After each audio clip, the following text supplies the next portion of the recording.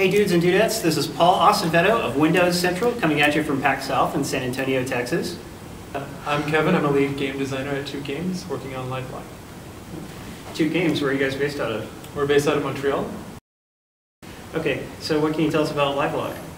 So Livelock is a post-human co-op shooter game.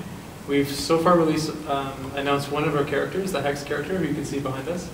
He's our marksman, and his personality is, he's very arrogant, he's a bit of a lone wolf. He's highly mobile, he's a character that can rapidly move around the map.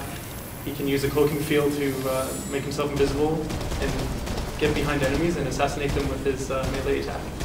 So even though he's a robot, but he has a human personality inside? Right, so to set the stage for the Livelock, this is about 150 years from now. What happens is there's a global catastrophic event, which basically is a mass extinction event for the Earth. So all the animals and plants and humans die during this event. And you learn a little bit more about it throughout the game. But humanity had about 10 years to prepare for this event. So this massive global effort went towards building these massive machines. And human intellects, or human consciousness, were able to be uploaded onto the machines. So you're playing a human being that has been uploaded onto a combat frame. You're a robot. Did they save everybody, or like only the elite, wealthy, that kind of thing? So only we only have 3 characters. So 3 people were carefully selected to be pilots for these machines. There were compatibility issues, so only the 3 people were able to be successfully uploaded. So it was really this massive effort to try to preserve any remnants of humanity after the cataclysm. And so what are these 3 guys trying to do? So each character has their own backstory, because they're humans. They have their own personalities, they have their own weapons, they have their own special abilities. But your overall goal in Livelock is to restore order to the planet's surface. So after all the humans were destroyed, several autonomous machines remained on the surface, and they were corrupted by the cataclysm. So basically their logic went haywire, and they're locked in this global war on the planet's surface, fighting over resources. So your goal as a capital intellect, which is the consciousness uploaded on the machine, is to wipe out the enemy machines, restore order to the surface, so that humans can come back someday.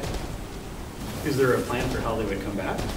Yes, so you'll learn a little bit more about that throughout the story, but it has to do with an orbital satellite that was released into the Earth before the cataclysm. And it's your guide. It helps you wake up from a hibernation process, and it has a secret plan to help restore humanity. So you're his agent on the planet, and he's helping you through the missions. How many missions are there? So the story is broken up into 3 discrete acts. Each act has its own enemy faction.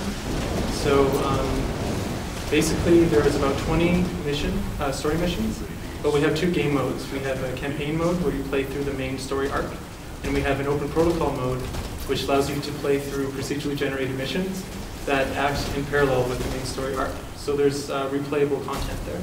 Does your progress carry over between the 2? Absolutely. Anytime you play the game, you're gaining experience, unlocking new weapons, unlocking new customizations for your machine body. And you can do that through playing the campaign.